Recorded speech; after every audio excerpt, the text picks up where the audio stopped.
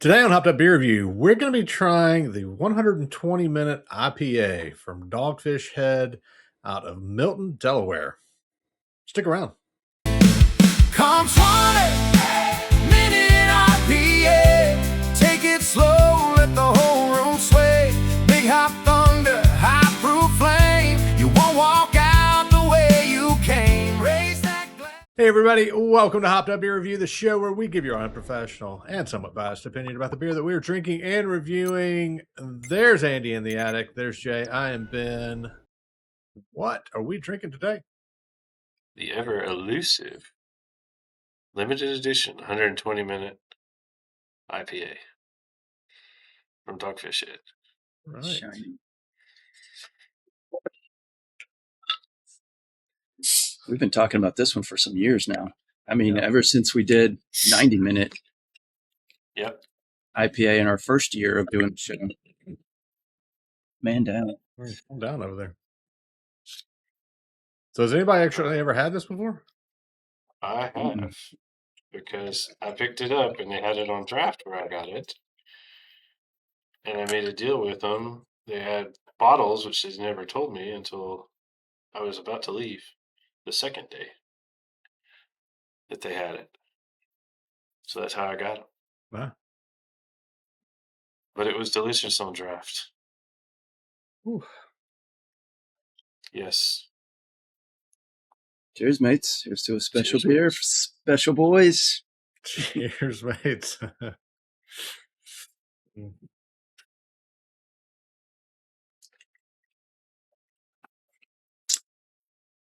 After I was researching this, and they had a couple videos on their website.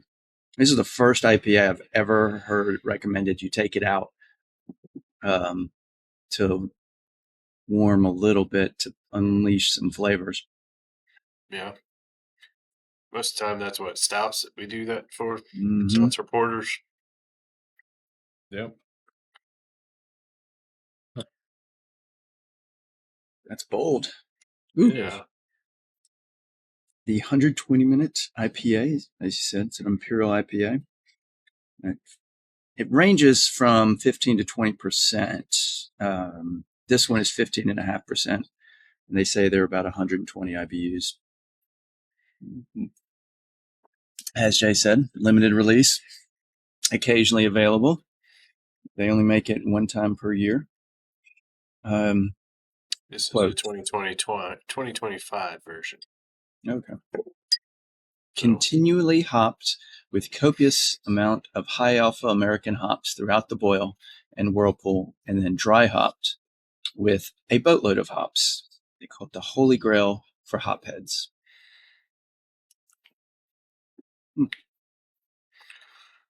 This was originally released in 2003. 90-minute was their first of the minute IPAs. That was released in 2001. Also in 2003, they did the 60-minute IPA. They said it can be aged for up to 2 years, and which at that time it unleashes, unlocks, reveals more of a marmalade, sherry-like flavors. They say it's sweeter than the others due to unfermentable sugars that are left in it. We got that from the video. It has aromas of sweet citrus, piney, floral hop aroma, almost candy-like. Maybe the nose, the nostril, the nair. Flavor, they describe it as being hoppy with some hop resin character. I agree with that. Lingering bitterness. This, as I said earlier, the continuous or continually, what they call it, continually hopping of their beer first started with 90-minute and a 5-gallon bucket with holes that they drilled in the bottom of it. And they wanted to figure out a way to automate it where the bucket would release the pellets. They didn't do whole hops. They did the pelletized hops. So they it was interesting on their video on their website. He recreated it and he just went through it. He had used, they went to some old market or thrift store and around, and found one of those electric vibrating football games from way back in the day. So what he did, he got it on some 2x4s and put the bucket on that and clamped the 2x4s on it so that it angled it out so it'd fall in the bucket on a ladder, and put it on a ladder, tilted the ladder with some stones under, pavers underneath it, so that it would just constantly vibrate to shake the bucket. But they had to figure out, trial and error, how much you can put in the bucket, because if you put too many of the pellets in there at one time, it packs it and doesn't allow them to go in. Too little, and you don't lose. So they had to figure out a way to do that continuously for 90 minutes to get the right amount of pellets to release constantly for 90 minutes. So that's why they call it 90 minutes, 60 minutes, 120. I mean, the duct tape was involved. So after the first few times, the steam that is created from it broke the football game. So it didn't work after that. So then they had to do it manually, and they interviewed the guy who still was working there. He was like, man, putting it in constantly. I think he had to do it for the 60-minute. But they eventually found another system that worked. So I thought that was an interesting story, and a pretty neat to see the recreation. And he said that original system was in the Smithsonian. So the Smithsonian has Cool. Wow. I don't know if it's the original or the recreation of it. This is our third. I know we did the 90-minute and the Worldwide Stout. Did we do another one from them? I can't remember. That's it. I don't know that we have. I mean, it's used to be one of my favorite breweries, but when they got bought by Boston Beer Company, we didn't see as much. Ironically, you would think the distribution would increase, but it actually kind of decreased in this area. So, and Ben, didn't you add the sequence? Yeah, we're going to do that one, which we all, I think, kind of love. So Dogfish Head Craft Brewery, and that's what they officially named. We did a pumpkin ale. I'm sorry. Oh yes, that's right. Yeah. So it's so easy to forget my pumpkin ales. I know, and I'm seeing them already in the stores, like over the last 2 weeks. Oh yeah, I saw a pumpkin spice something already. Come on, Mm-hmm. The fireworks are just summer starting to go out. It's too early. It's a regional brewery that started in 1995. It's currently in Milton, Delaware. Originally, it was called Dogfish Head Brewery and Eats. It started as a brew pub, and it's named after the town, Dogfish Head, Maine, and that's where the founder spent summers as a child. The original location to Dogfish Head Brewing and Eats was in Rehoboth Beach, Delaware, and then they eventually moved to Milton. They were Delaware's first brew pub, also the smallest commercial brewery in the United States at that time.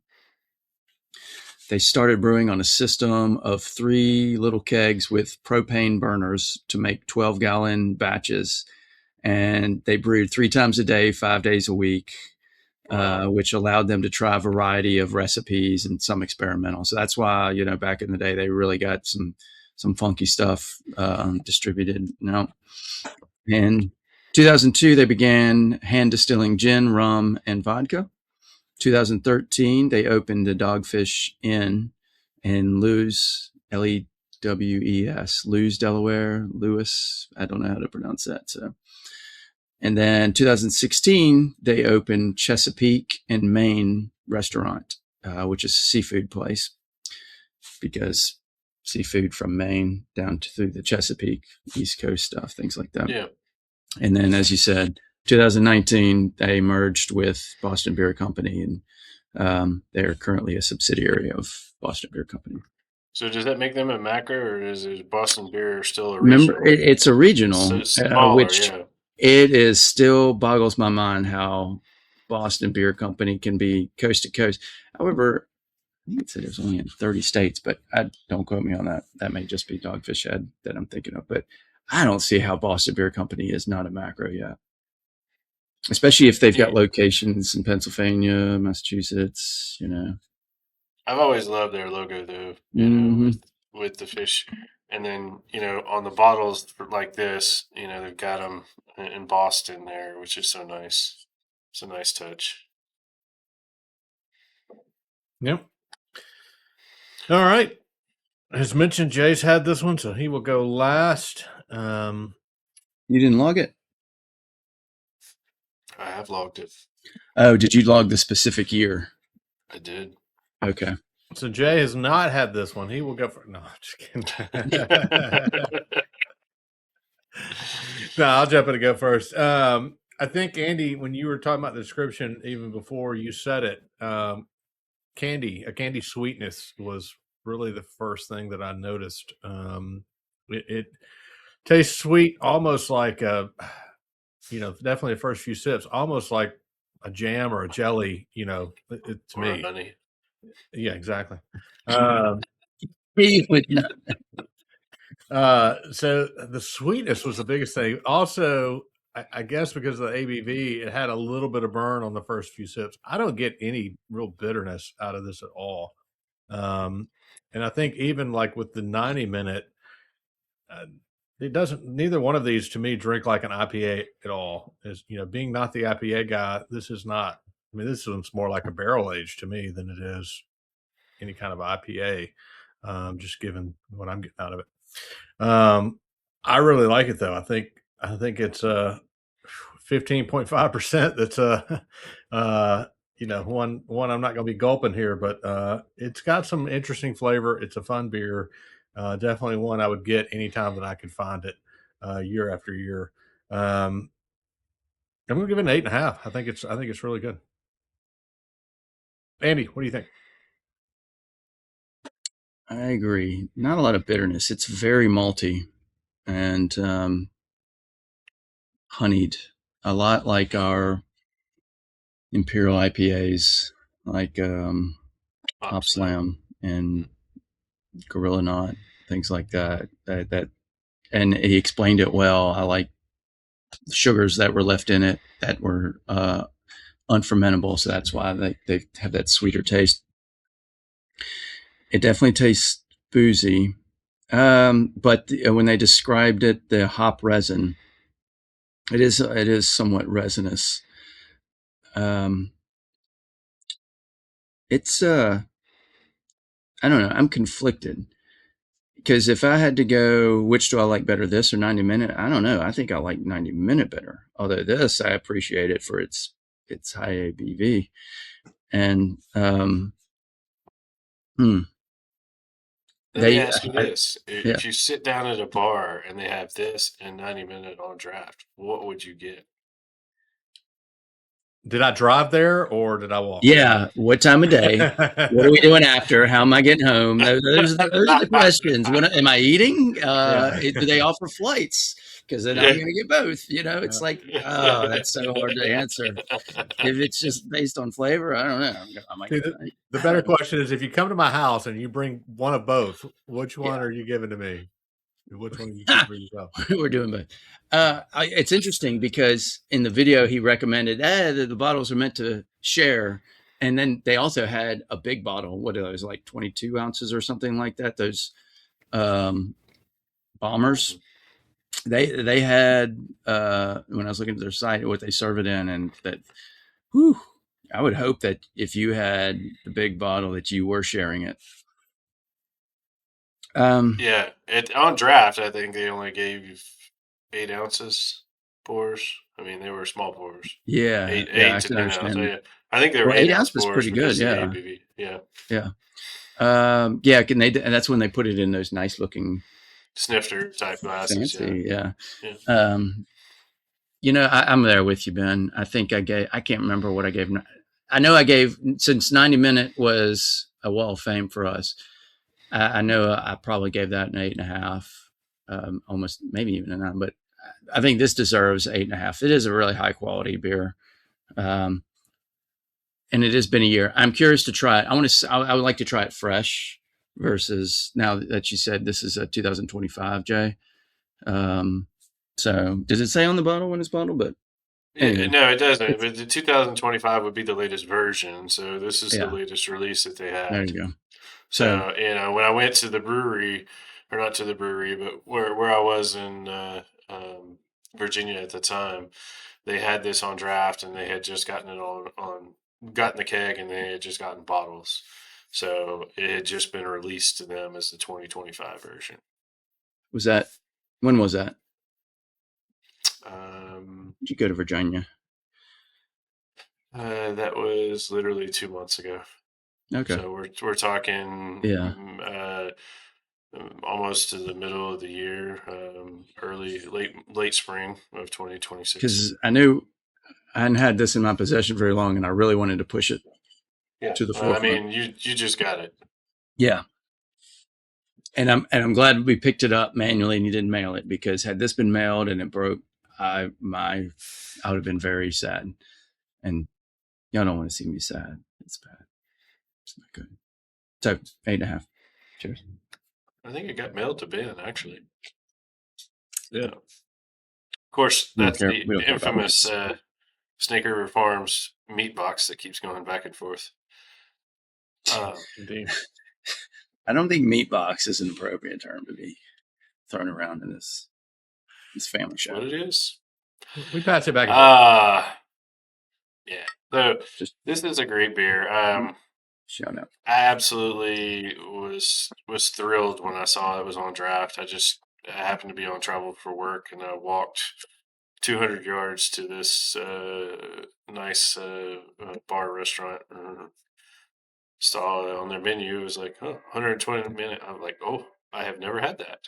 I've always wanted it, so ordered it. Went back, I guess, not the next night, but the night after, just to have one more, and because it was a late night for me, and needed to get just a quick bite to eat and something to drink, and was talking with one of the managers there, and she said, "Well, we also have this in bottles, and everything that they have in bottles and cans, they sell for half price if you want to take it back with you." So the bottles of this, I think they were like $20. So I think I got them for like $10. Half price. That's Yeah, amazing. anything to go. Yeah, I was like, That's a okay, steal. yeah, it was great, and I was like, this will be perfect. So we can Yeah. review it. So It's like a BOGO. so got those, and yeah, it absolutely hits on the notes you guys said. I mean, Ben, the candy sweet, I would put it in that kind of honey class that we all do for those that are the really high ABVs on the. I wouldn't even say double IPAs, more the triple IPAs. This one's technically, I guess, a quadruple IPA. Yeah. But whenever they're getting into that hop, they just become super super sweet, and there's such a limited bitterness.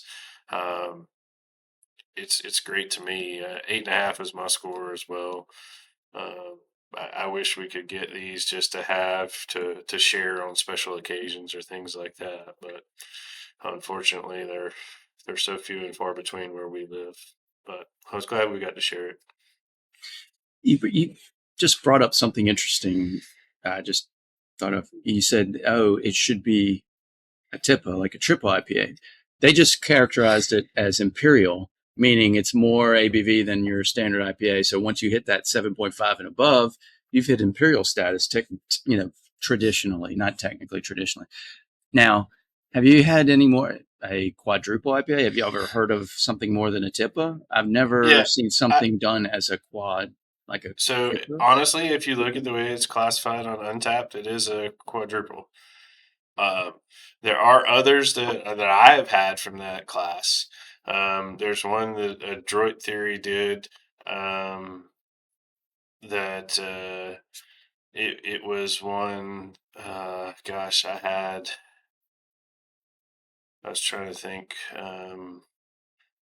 Probably back in 22, if I look correctly, it was a quadruple at 12%. So, Oh, it's interesting because when I scanned the barcode on it through Untapped, it just sent me to their general. But right. as you said, you logged their 2025, because it ties to so- the 15.5% that we're drinking. Yeah. And so when I The did that original one, was like 18, or I think they averaged it out to 18 if you do that, just as the Yeah. standard untapped. and it shows a different picture, and that's when it says quadruple, because on the scan of this, it just says imperial, but like Right. you said, it says quadruple, and that's the first I've ever seen that. Yep. Thank They're you for few being and my far first, Jay. between. Well, you know, gotta lose it sometime. Jay had two of them, Harry's Sidecar and Harry's Downtown. Yes, Harry's is the great Harry's restaurant. They have a restaurant and bar right there in Fredericksburg, Virginia. Really cool logo of a dog drinking a beer. And then right next door to that, they have a place called Harry's Sidecar. It shares the same kitchen. They do more of a tapas menu, and they have like a bourbon bar and fancy drinks. But you can also order from so I was able to get the 120 minute from the bar over there, and they brought it over to me there, and that's where I bought the bottles when I was in the sidecar because the manager was working there. Sweet. But nice, Fredericksburg, Virginia, a beautiful little town. Have to travel through there for work sometimes. Yes, because we've done others in from that region. There's some really neat places in Fredericksburg and around that area.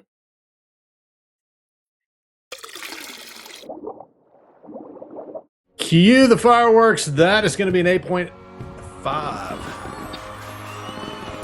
With the Dogfish Head, 15.5% ABV. 120-minute IPA. Dogfish Head. Definitely a really good beer. It's from Dogfish Head, in case you didn't know that. Definitely a really good beer. One you've got to grab if you find it out there. If you've had it, let us know what you think down below in the comments. We'd love to hear that. Or you can hop on into our Hopped Up Beer Review Discord server. It is a chat room. Whew. Hey, be sure to like, subscribe, share that notification bell, and we will see you on the next one. Jay, thanks for grabbing this one, by the way. Thank you, Jay. Randy in the attic and Jay, I'm Ben. Cheers, mates. Cheers, mates. Cheers, mates. Bucket Only list beer. halfway Thank through. you. Yeah. Yeah, it is a bucket list one.